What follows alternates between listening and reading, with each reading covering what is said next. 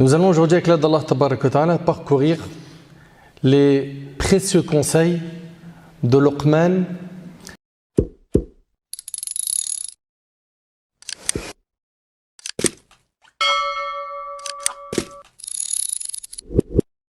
Bismillah, alhamdulillah, wa salatu wa salam ala rasulillah.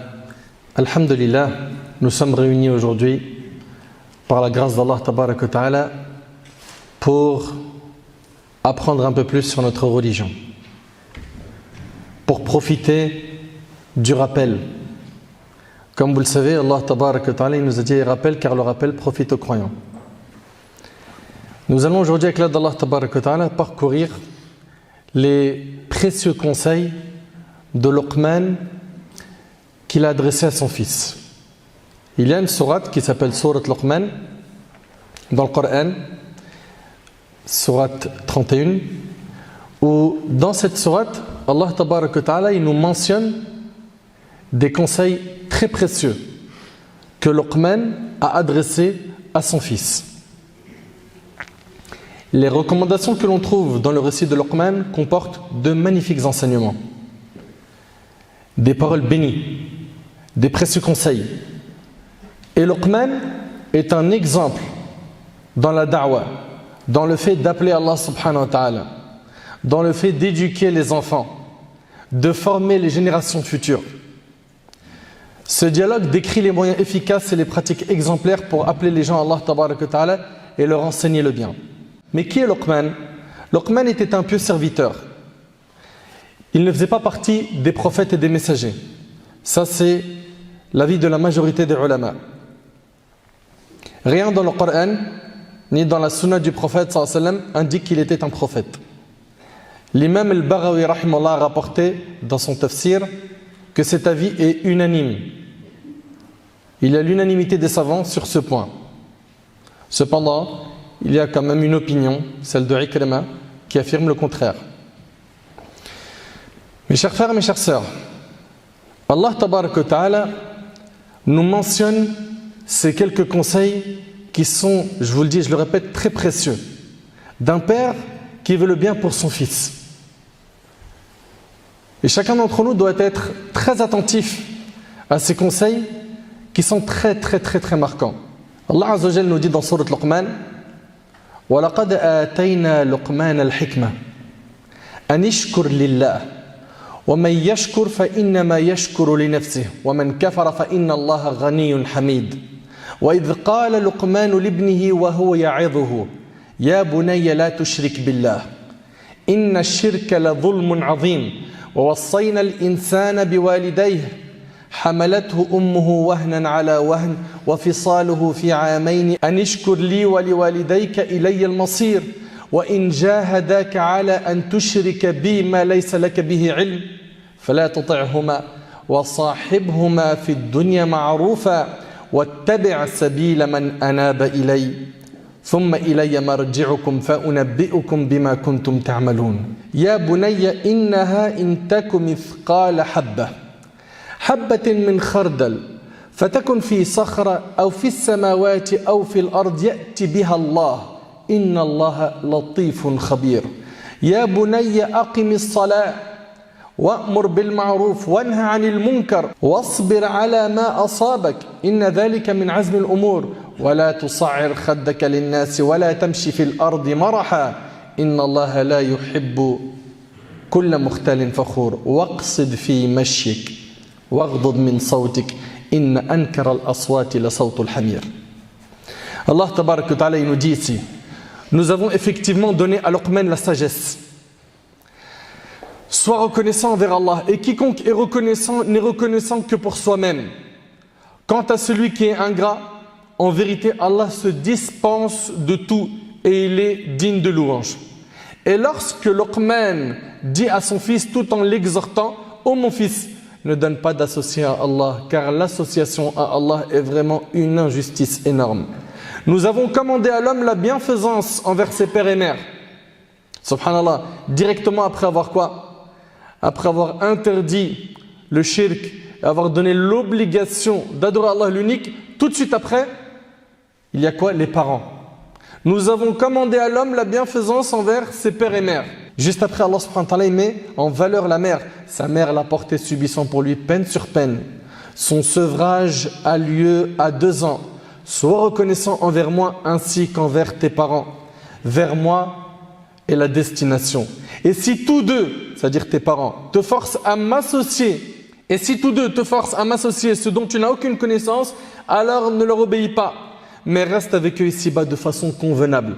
C'est-à-dire, tu ne vas pas leur obéir concernant quoi?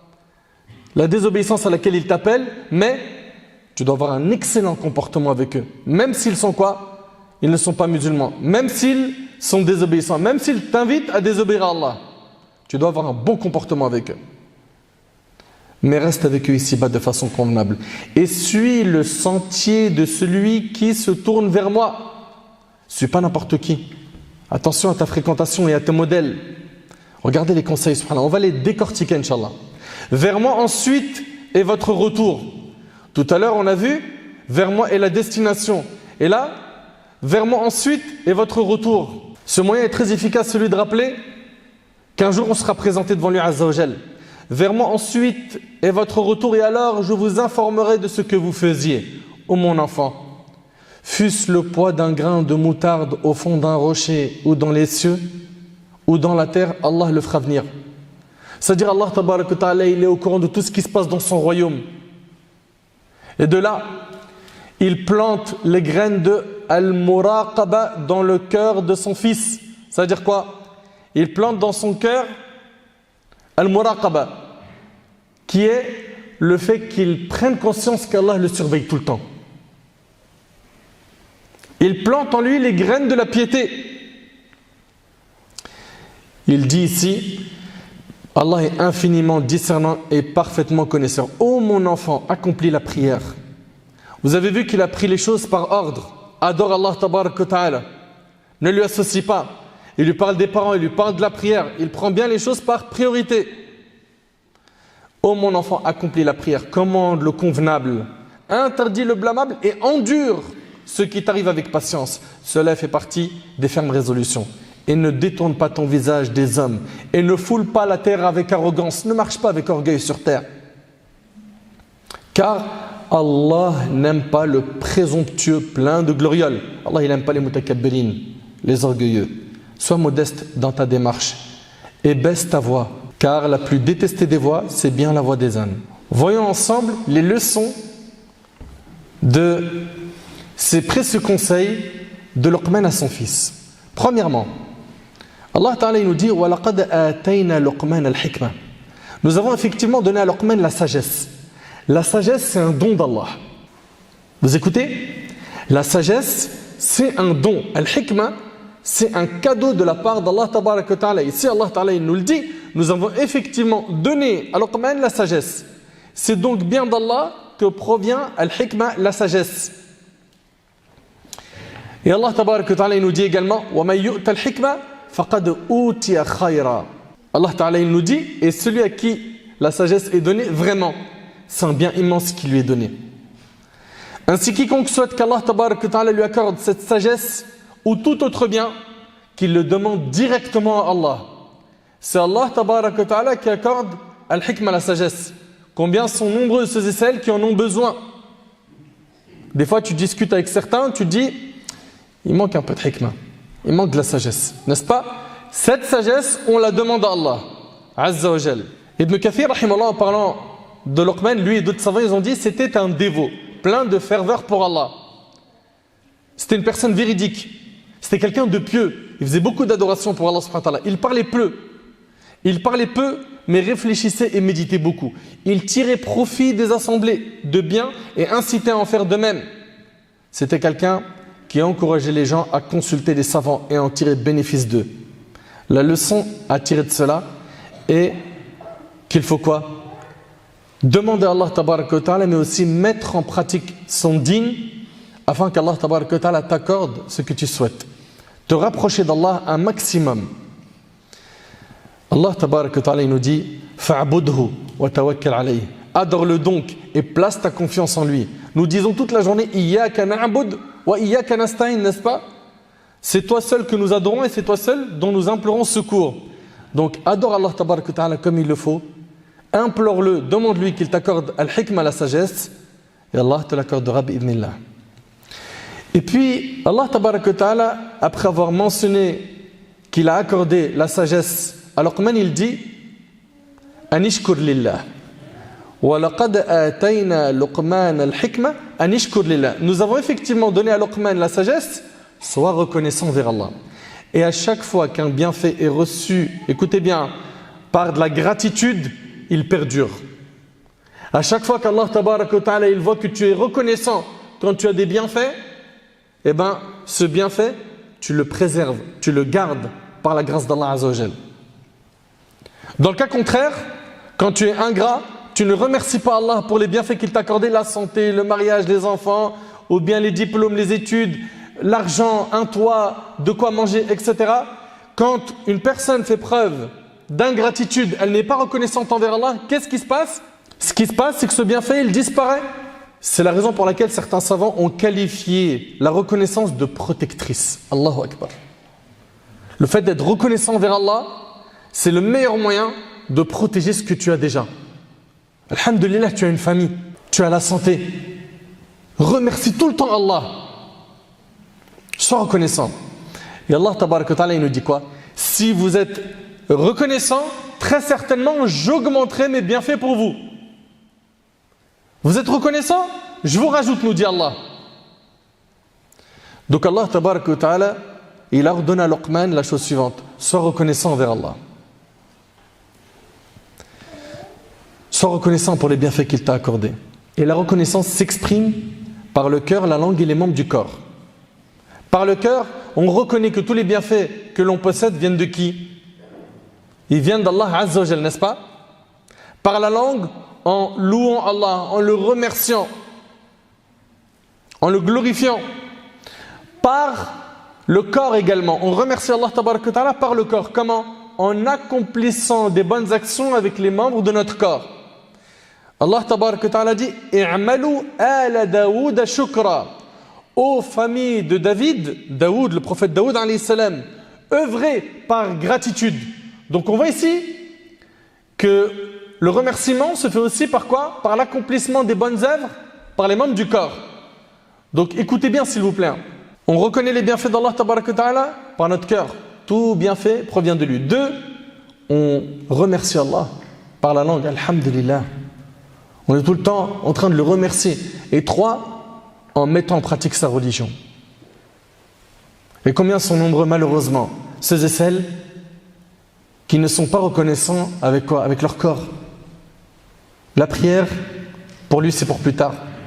Dhikr Qur'an, illa man rahim Allah. Soyons reconnaissants envers Allah en accomplissant de bonnes œuvres. J'attire votre attention sur ce qui suit. Dans la suite des versets, Allah tabaraka wa ta'ala dit وَمَنْ يَشْكُرْ فَإِنَّمَا يَشْكُرُ لِنَفْسِهِ وَمَنْ كَفَرَ فَإِنَّ اللَّهَ غَنِيٌّ حَمِيدٌ. Subhanallah. Si seulement on méditait les paroles d'Allah tabaraka wa ta'ala, Allah ta'ala il dit, après avoir dit à Luqman, sois reconnaissant envers Allah, il dit, et quiconque est reconnaissant, n'est reconnaissant que pour soi-même. Quant à celui qui est ingrat, en vérité, Allah se dispense de tout et il est digne de louange. L'obéissance d'Allah tabaraka wa ta'ala ne profite qu'à ta propre personne. Ne pense pas que ta piété augmente quelque chose dans le royaume d'Allah. Et ne pense pas que tes péchés nuisent à ton Seigneur Azza wa Jal ou diminuent quelque chose de son royaume. Tes péchés te font du tort à toi-même.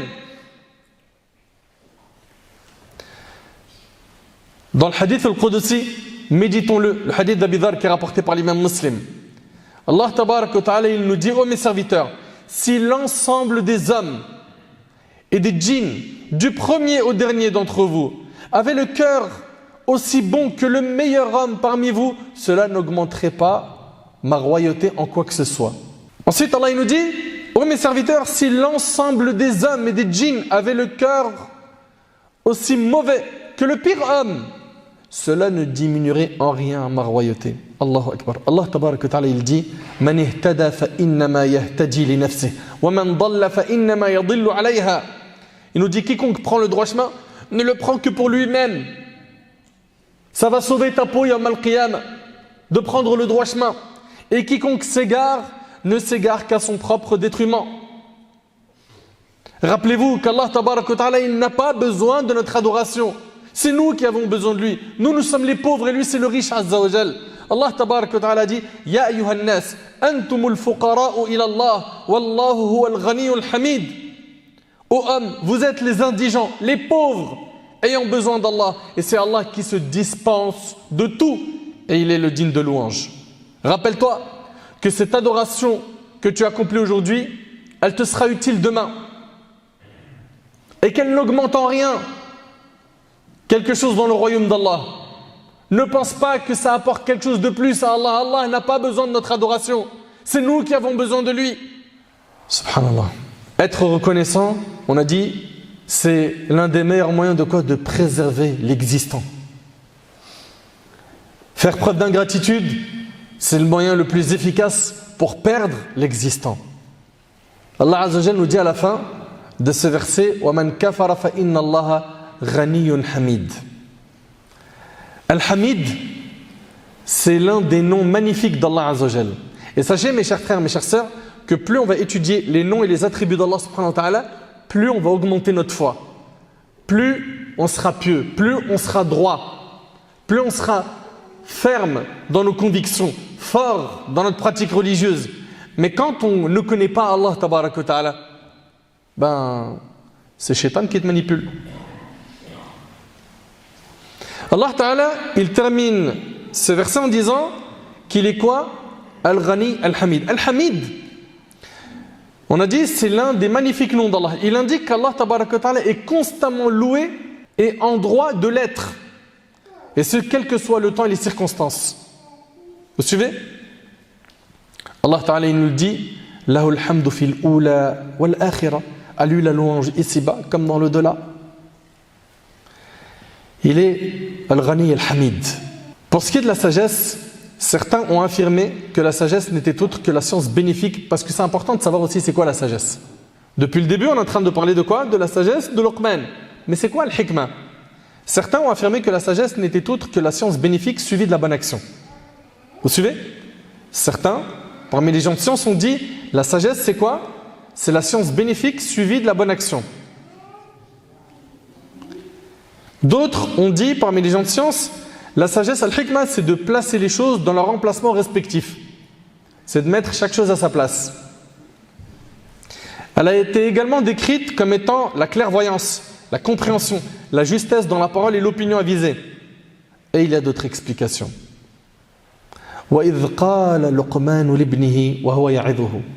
Et lorsque Luqman dit à son fils tout en l'exhortant, stop, on s'arrête.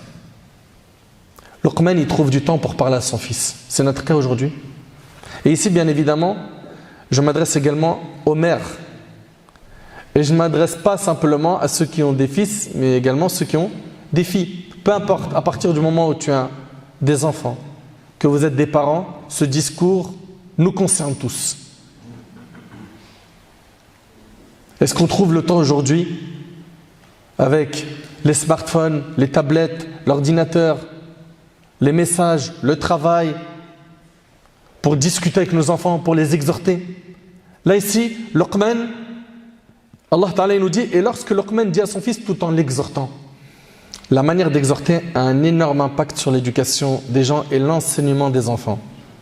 Selon les ulama et les savants, l'exhortation est une science que l'on transmet et que l'on conseille de mettre en application, accompagnée d'incitations ou de menaces. Quand on appelle Allah Tabaraka wa Ta'ala, il y a ad-da'wa bit-targhib wa tarhib.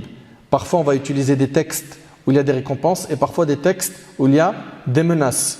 D'accord? Et la personne qui conseille doit jauger, doit s'adapter en fonction du profil qu'elle a en face d'elle. Pourquoi? Pour pouvoir choisir les meilleurs mots qui puissent, par la permission d'Allah Tabaraka wa Ta'ala, trouver de la place dans son cœur. Vous suivez? Ici, Luqman, il va adresser des conseils à son fils. Qu'Allah nous pardonne nos manquements vers nos enfants. Dites Amin. Combien on est nombreux à les négliger. On les écoute même pas, on ne sait même pas ce qu'ils ont dans la tête, ce qu'ils écoutent, à quoi ils pensent, qu'est-ce qu'ils regardent sur le net. Surtout qu'aujourd'hui c'est une musiba, une catastrophe, une calamité, le fait qu'aujourd'hui la plupart de nos ados, ils ont un smartphone. C'est une chose que je déconseille à fond. Parce que la majorité d'entre eux, et je pèse mes mots, ils ne savent pas utiliser un smartphone sans faire des péchés, sans regarder ce qui n'est pas permis en islam, sans écouter des choses interdites, sans prendre pour modèle des gens qui ne sont pas des modèles. Et la responsabilité revient, dans un premier temps, aux parents qui donnent cet outil à l'enfant qui ne sait pas maîtriser cet outil. C'est trop dangereux. Aujourd'hui, avec TikTok, Snap, Insta, tu laisses comme ça un enfant avec ça, il se perd. Et je suis gentil, je pèse mes mots, j'ai dit il se perd.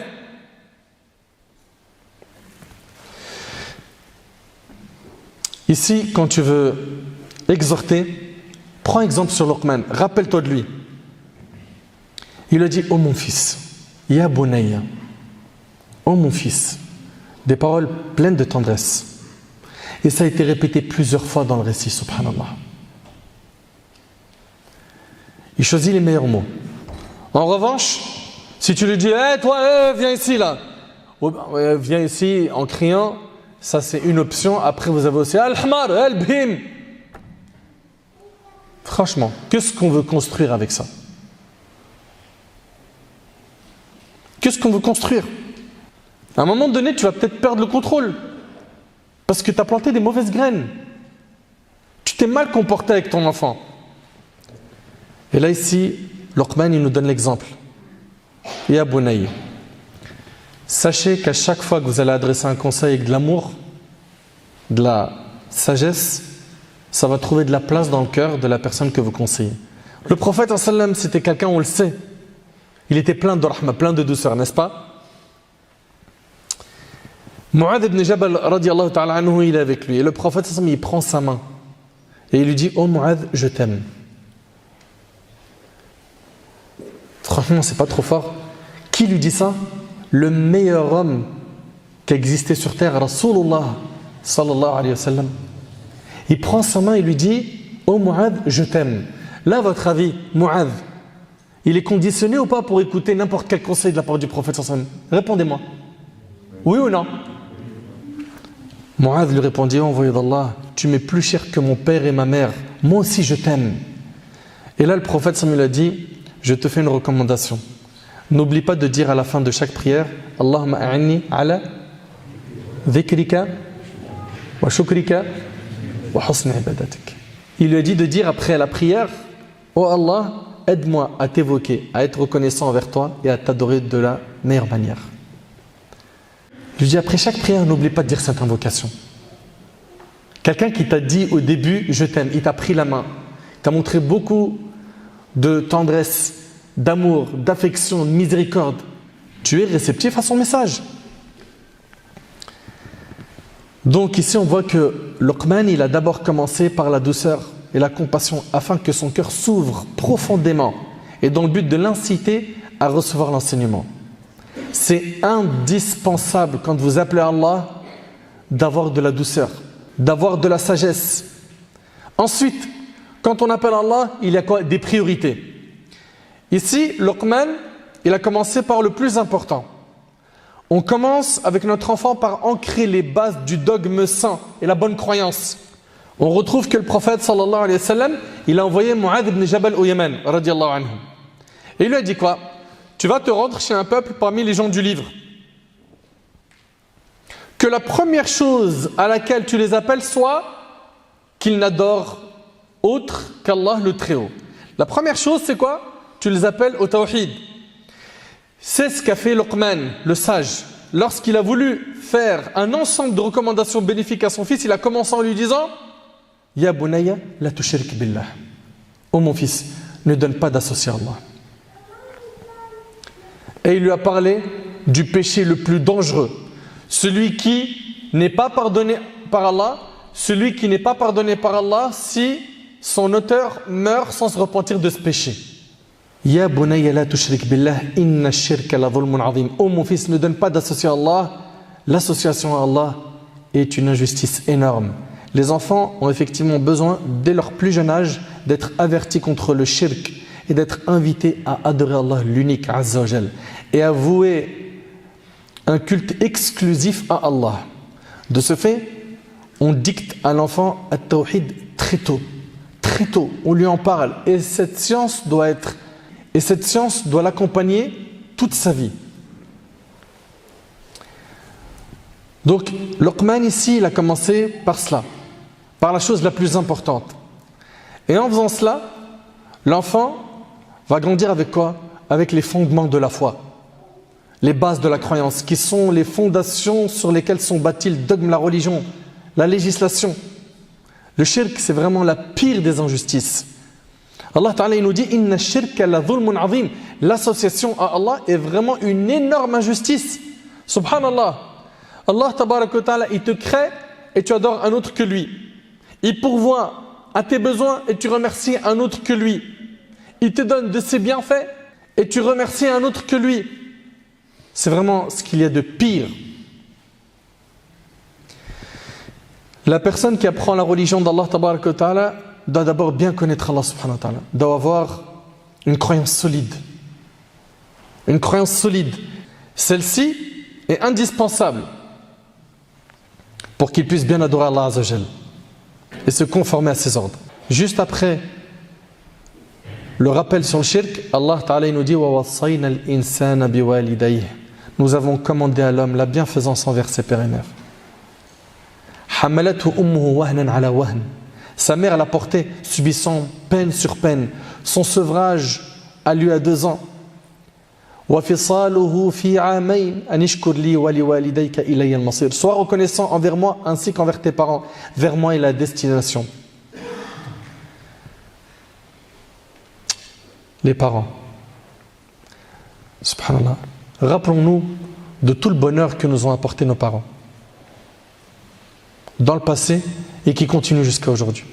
C'est un des moyens les plus efficaces qui nous permettra de bien nous comporter avec eux. Ça nous évitera d'être quoi? D'être ingrats, mauvais, de rompre les liens de parenté. Allah Ta'ala il nous dit ici, sa mère l'a porté subissant peine sur peine. Subhanallah. Rappelez-vous de nos mères, de la maternité, de ses douleurs, de ses fatigues. Pense à la longue période que tu as passée dans le ventre de ta mère. Tu as été une lourde charge pendant 9 mois. Pense aux souffrances qu'elle a subies en te portant debout, assise et couchée. Rappelle-toi les peines qu'elle a endurées au cours de l'accouchement pour que tu puisses faire apparition dans cette vie. Pense à l'allaitement et tout ce qu'il comporte comme douleur, fatigue et nuit passée à veiller. Pensez à tout ça afin d'être reconnaissant envers eux. Parmi les choses qui peuvent aider le serviteur à mettre à exécution cette injonction divine, cet ordre divin, il y a quoi? Le fait de se souvenir du retour vers Allah. À la fin du verset, Allah il dit « Ilayya al-Masir » vers moi est la destination. Rappelle-toi qu'à la fin, tu vas rendre des comptes le jour du jugement auprès d'Allah subhanahu wa ta'ala du mauvais traitement que tu as eu envers tes parents. Même si certains parmi eux ont été durs avec nous, même si certains parmi eux ont été injustes envers nous. On a une obligation religieuse, c'est quoi? De bien nous comporter envers eux. Vous connaissez tous ce hadith. L'homme qui a interrogé le prophète ensemble en lui disant « Quelle est la personne la plus digne de ma compagnie, de ma bonne compagnie ?» Il lui a dit « Ta mère. » Qui d'autre? Ta mère. Qui d'autre? Ta mère. Qui d'autre? Ton père. Subhanallah. Le prophète ensemble a mentionné la mère à 3 reprises car elle est la plus digne d'une bonne compagnie et en raison du fait que personne n'a autant sacrifié que ta mère. Et subhanallah, quand on médite un petit peu, on s'aperçoit que cette maman qui t'a porté, qui a connu les douleurs de l'accouchement, qui a connu l'allaitement, qui s'est privée pour que tu puisses dormir, pour que tu puisses manger, qui a fait tous ces sacrifices, on s'aperçoit de nos jours que quand on veut faire plaisir à quelqu'un, beaucoup de gens, je ne généralise pas, ils mettent leurs parents en dernière option. C'est-à-dire quoi? C'est-à-dire que tu devrais mettre de l'énergie pour faire rentrer la joie dans leur cœur. Cette bonté qu'on distribue autour de nous, nos parents malheureusement, ils en ont parfois même pas un dixième. Plein de gens ne donnent que le reste de leur temps, les miettes à leurs parents. Et le reste, il est avec ses potes, avec ses amis. ça fait partie des plus grands péchés, le mauvais traitement des parents, le fait d'être mauvais envers eux. Il est impossible de rendre le pareil à la mère. Elle a tellement fait qu'on ne peut pas tout lui rendre. Donc soyons bons envers nos parents. La gratitude envers les parents s'exprime en les aimant, en faisant dua pour eux, qu'ils soient vivants ou morts, en entretenant des liens de parenté. Ça y est, tu ne vis plus avec eux, tu les visites, tu prends de leurs nouvelles, tu vas les voir, tu les appelles, tu leur fais des cadeaux, tu les accompagnes, tu les aides dans les épreuves, tu es bienfaisant envers eux. Le prophète sallallahu alayhi wa sallam, dans un hadith, en disant « Ne vais-je pas vous informer du pire des péchés ?»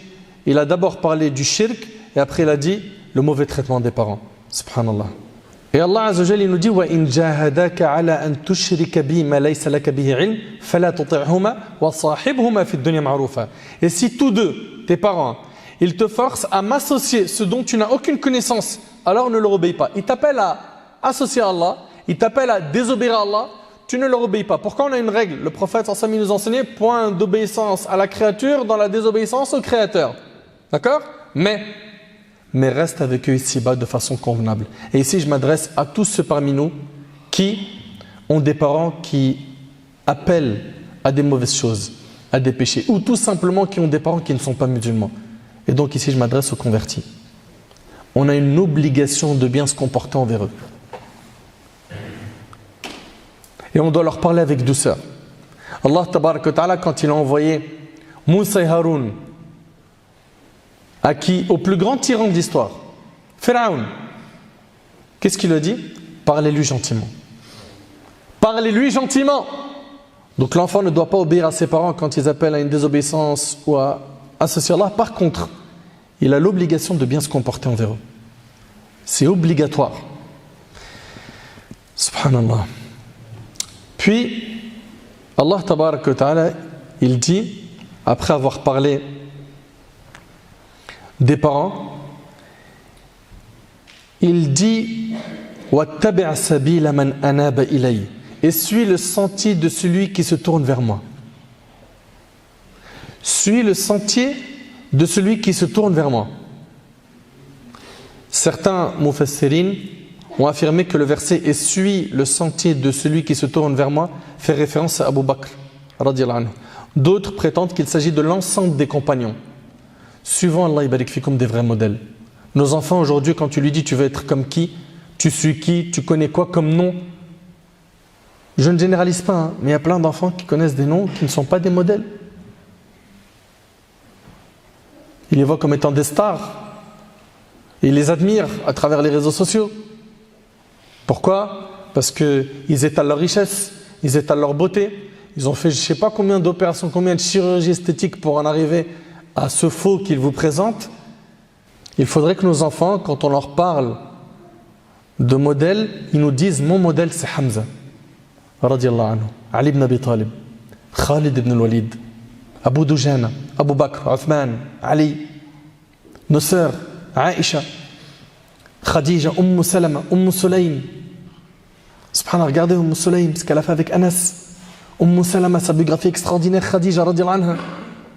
Malheureusement, sans généraliser, un grand nombre de musulmans et de musulmanes de notre jeunesse, des ados et plus âgés que les ados, ne connaissent pas grand-chose d'eux. Suis le sentier de celui qui se tourne vers moi. Le croyant n'a pas à fréquenter toute personne qu'il souhaite. Le prophète sallallahu alayhi wa sallam, il nous a dit Al-mar'u ala dini khalili. L'homme prend la religion de son ami intime. Prenez garde à vos fréquentations. Faites attention à vos cercles rapprochés. Faites attention. Allah Ta'ala nous dit par la suite vers moi ensuite est votre retour et alors je vous informerai de ce que vous faisiez. Ensuite il y aura quoi? Le jour des comptes. Le jour des comptes, on sera ressuscité. Lorsqu'on invite au bien, on réprouve le mal, il est nécessaire d'insister sur le fait qu'on va retourner vers Allah subhanahu wa ta'ala et qu'il va nous rétribuer en fonction de nos œuvres. C'est hyper important de rappeler ce rendez-vous. Dans le discours ici de Luqman, on voit quoi? Vers moi est la destination, puis par la suite, vers moi ensuite est votre retour. Ensuite, il nous dit quoi? Il lui dit Ya bunayya, ô mon fils, fût-ce le poids d'un grain de moutarde au fond d'un rocher, ou dans les cieux, ou dans la terre, Allah le fera venir. Allah est infiniment discernant et parfaitement connaisseur. Plus le serviteur connaît Allah, plus il le craint. Plus il le craint, plus il cherche à l'adorer. Et il se refuse de lui désobéir. Par exemple, si tu interdis à ton enfant, écoutez attentivement s'il vous plaît. Par exemple, si tu interdis à ton enfant de faire quelque chose, ne fais pas en sorte qu'il se préoccupe du fait que tu l'observes. Non. Mais renvoie-le constamment au fait qu'Allah le surveille. Vous suivez? Certains parmi les enfants, tu dis pourquoi tu fais pas ça? Il te dit, tu es sérieux ou quoi? Mon père il a des caméras partout. Il me surveille partout. Non. Fais en sorte de planter dans son cœur al-muraqaba, le fait qu'Allah Ta'ala il le surveille tout le temps. Dis-lui par exemple, oh mon fils, fais salat. Éloigne-toi des interdits, car Allah il te voit. Il t'observe et rien ne lui est caché. Oh mon fils, si tu accomplis un péché, même petit, au fond d'un rocher, dans les cieux ou sur la terre, Allah l'apportera le jour du jugement. Oh mon fils, fais attention et prends garde à la surveillance d'Allah. Ça aura un effet bénéfique sur l'éducation de ton enfant. Rappelle-lui, فَمَنْ يَعْمَلْ مِثْقَالَ ذَرَّةٍ خَيْرًا يَرَهُ وَمَنْ يَعْمَلْ مِثْقَالَ ذَرَّةٍ شَرًّا يَرَهُ. Quiconque fait un bien fût du poids d'un atome le verra, et quiconque fait un mal fût du poids d'un atome le verra. Subhanallah. Il lui a dit, fût le poids d'un grain de moutarde. C'est-à-dire, quoi que tu fasses comme action, peu importe où tu te trouves, c'est consigné dans ton registre. Ça, tu le retrouveras dans ton livre le jour du jugement. C'est ça qu'on doit enseigner à nos enfants, afin qu'ils deviennent des pieux. La fin du verset se termine par « Inna Allah latifun khabir ». Encore deux noms parmi les noms d'Allah subhanahu wa ta'ala. Al-Khabir indique qu'il a la connaissance des choses les plus subtiles et cachées. Et de celles qui sont évidentes et visibles, à plus forte raison. Quant au terme Al-Latif, il possède deux significations. Il a le même équivalent que Al-Khabir, et dans ce cas, il est traduit par le parfait connaisseur, et il signifie également celui qui, par sa douceur, pourvoit ses serviteurs et ses alliés de telle manière qu'ils ne s'en rendent pas compte. Ensuite, il lui dit Ya bunayya aqimis salat. Oh mon fils, accomplis la prière. Effectivement, la prière compte parmi les plus grandes adorations dans notre religion, n'est-ce pas? C'est le pilier le plus important après l'attestation de foi. Et c'est la première chose qu'Allah va juger du serviteur Yawm al-Qiyamah. Quiconque veille à l'accomplir, celui qui prie sérieusement, elle sera une lumière pour lui dans son cœur, sur son visage, dans sa tombe, et le jour où il sera ressuscité. Et celui qui ne prie pas, qu'il sache qu'il y a des menaces très dures dans le livre d'Allah et la sunna du prophète. Après lui avoir dit de faire la prière, il lui dit quoi? Wa'mur bil ma'ruf wa nahy 'anil munkar. Ordonne le convenable et interdit le blâmable. Et ça, dès le jeune âge, on leur enseigne à être de quoi? De bons conseillers, à ordonner le convenable et à interdire le blâmable.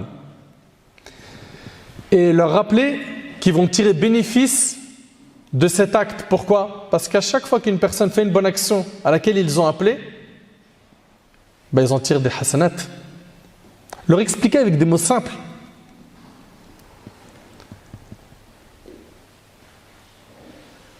Et on avait pour habitude de dire, si tu n'appelles pas au bien, on t'incitera au mal. Écoute attentivement s'il te plaît. Si tu n'appelles pas au bien, on t'incitera au mal.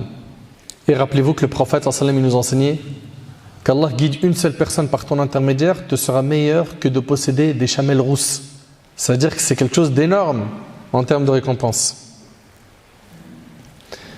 Et il lui dit quoi? Il lui dit, après avoir parlé de l'amr bil ma'ruf wa nahy 'anil munkar, après lui avoir dit ordonne le bien et interdit le mal, il lui dit par la suite wasbir 'ala ma asabak, et patiente, endure ce qui t'arrive avec patience, sois quelqu'un de patient. On a aujourd'hui des enfants, vous connaissez la génération enfant roi, ils sont privés de rien, ils ont tout. Le jour où il n'a pas ce qu'il veut, pas de patience. Pas de patience. Et quand ils sont touchés d'une épreuve, pas de patience. Et endure ce qui t'arrive avec patience. Cela fait partie des fermes résolutions. Inna dhalika min azmi al-umur. Cela fait partie des fermes résolutions. Seules les âmes grandioses se lancent dans de fermes résolutions. Ensuite, il le met en garde contre l'orgueil. On vient de voir quoi là, rapidement? Levez la main s'il vous plaît. On vient de voir un avertissement contre le shirk. Après? Ouais. Les parents. L'insistance sur la mère. N'est-ce pas? Quoi encore? Oui. Avant ça. Oui mon petit frère? L'obéissance à Allah. Très bien, barakallahu fik. Bah alors? On recommence le ders? Allez, on recommence. Bismillah, alhamdulillah. Alors, c'est quoi? Qu'est-ce qui se passe là? On est en train de consommer simplement? La fréquentation, barakallahu fik. Suivre des bons modèles. Quoi d'autre? Il y a comme leçon qu'Allah subhanahu wa ta'ala, il nous surveille, il surveille tout ce qui se passe dans son royaume. N'est-ce pas? Quoi d'autre? Oui? Pardon? Ouais. Avant ça, la prière ordonne le bien, interdit le mal. Sois patient. La reconnaissance, barakallahu fik, être reconnaissant vers Allah. La reconnaissance, on avait vu que c'était par 3 choses. Le cœur, la langue et le corps par les actions, barakallahu fikum. Bon, ça va. Mais vous avez vu quand même, c'est impressionnant le condensé de conseils. Hein. C'est impressionnant le condensé de conseils ultra bénéfique de Luqman à son fils, n'est-ce pas? Et il continue en disant وَلَا تُصَعِرْ خَدَّكَ لِلنَّاسِ وَلَا تَمْشِ فِي الْأَرْضِ مَرَحًا. Il le met en garde contre l'orgueil et l'arrogance. Il lui dit qu'Allah n'aime pas les orgueilleux, Allah n'aime pas le présomptueux plein de glorioles. Le présomptueux, Ibn Kathir, il nous dit, c'est celui qui s'admire. Il s'admire. Et l'individu plein de glorioles, c'est toute personne qui se vante en se croyant supérieur aux autres. Tout cela ne fait pas partie de notre éducation. Allah n'aime pas la personne qui est quoi? Orgueilleuse. Et c'est quoi l'orgueil? Le prophète alayhi salatu wassalam, il nous enseignait que l'orgueil, c'est le refus de la vérité et le mépris des gens. Il méprise les gens. Il refuse la vérité. Il lui dit وَقْصِدْ فِي مَشْيِكْ وَغْضُضْ مِنْ صَوْتِكْ إِنَّ أَنْكَرَ الْأَصْوَاتِ لَصَوْتُ الْحَمِيرِ. Il lui dit, sois modeste dans ta démarche et baisse ta voix. Parle pas comme ça en criant. Et il lui dit, car la plus détestée des voix, c'est bien la voix des ânes. Sois modeste dans ta démarche. Quand je pense aujourd'hui à certains et leur démarche, et quand je pense aujourd'hui à ces nombreux jeunes et moins jeunes qui sont orgueilleux, qui se vantent de leurs muscles, leur richesse, le luxe dans lequel ils vivent, le confort dans lequel ils sont, les vêtements qu'ils ont, ça c'est pas l'islam. Tout ça, c'est pas l'islam. Sois modeste dans ta démarche et baisse ta voix, car la plus détestée des voix est bien la voix des ânes. Luqman, dans ses recommandations, a invité son fils à la base de la religion qui est quoi? L'unicité d'Allah Azza wa Jal. Il lui a interdit le shirk, en lui exposant les moyens permettant de s'écarter de ce péché.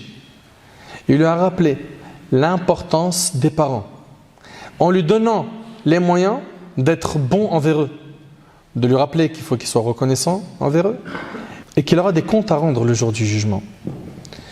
Il lui a enjoint d'être reconnaissant envers lui, puis de l'être envers ses parents. Puis, il a décrété une condition qui est qu'il ne lui ordonne pas de commettre un acte de désobéissance. Et que même si ils sont loin du dîn, il doit quand même être bon envers eux, n'est-ce pas?